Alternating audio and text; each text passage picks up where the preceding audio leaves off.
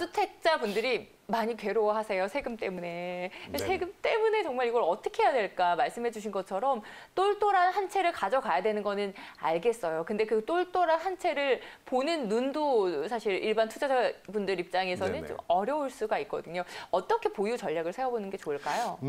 저는 이렇게 좀 보시는 게 맞을 것 같아요.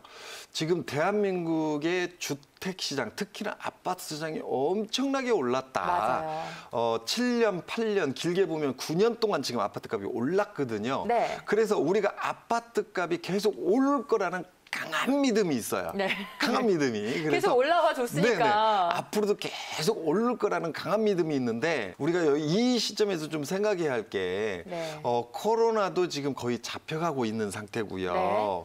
그다음에 코로나 또 코로나 터지기 전에 미국과 중국, 유럽 경제 위기 여러 가지 어떤 돌발 상황들이 많았다. 맞아요. 이런 부분들이 서서히 지금 자리매김을 잡아가고 있고 네. 코로나도 지금 미국의 모더나나 화이자 같은 경우는 지금 다음 달이죠. 12월 11일부터는 지금 선제적으로 한 3천만 명 정도 백신을 맞추는 이런 구조.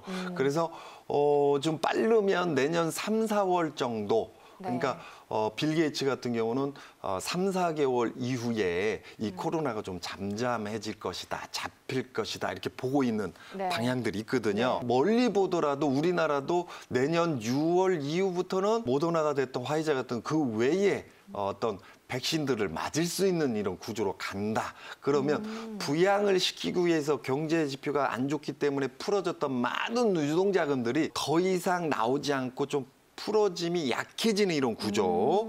그리고 그 전에 풀어졌던 막대한 자금들이 굉장히 유동자금으로만 계속 시장에 돌고 있으면 화폐의 양이 많은 상태에서 네. 물가에 영향이 오죠. 그쵸. 그걸 우리가 이제 인플레이션 된다라고 보통 이렇게 표현합니다. 네. 그래서 많은 유동자금들이 풀어져 있는 이 시장에 코로나도 잡히고 지금 시장의 불안정적인 어떤 요소들이 일부 좀 해소되는 이런 구조.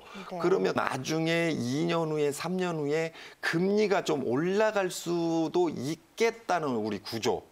또 생각해봐야 되는 네. 이런 시점이지 않을까. 그래서 제가 이제 방송에서 가끔씩 표현하는 게 어느 지역은 좀 힘 빠질 거예요라고 설명하는 이런 구조가 지금 당장에 올라가면 있지만 네. 강하게 올라가면 있지만 어느 정도 시간이 지나면 빠지는 이런 구조가 나올 수 있을 것이다. 이렇게 보는 거거든요. 거품이 빠진다 이렇게 보시는 건가요?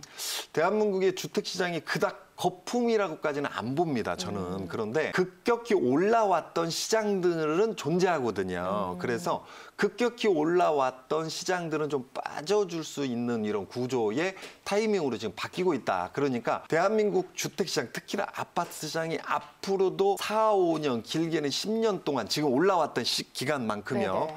강하게 오를 것이다. 이 생각은 지금 정도는 좀 바꿔줘야 되는 이런 시점이다. 이렇게 보여지기 때문에 네. 올름의 시장이 짧으면 6개월, 길면 한 1년 정도 시장에서 조정받는 타이밍이 올 수밖에 없는 이런 구조로 가고 있다. 이렇게 보고 있기 때문에 지금 타이밍 정도는 한 7부, 많이 보면 한 9부 능선까지 올라와 있는 이런 시장이기 때문에 우리가 부동산도 마찬가지고 주식도 마찬가지고 최고점, 끝점, 칼날의 날처럼 딱 서 있는 그 끝점에서 탁 팔고 네. 그다음에 이렇게 나오면 얼마나 좋을까요? 그게 그죠? 가장 좋죠. 그런데 제가 금방 표현한 것처럼 칼날의 끝점은 굉장히 위험한 이런 네. 생각이거든요. 그래서 칼날의 끝점에 서기 전보다 한 7부 능선에서 8부 능선 정도에서 우리가 자산을 정리하는 방법도 굉장히 현명한 방법 중에 한 방법입니다. 칼날 꼭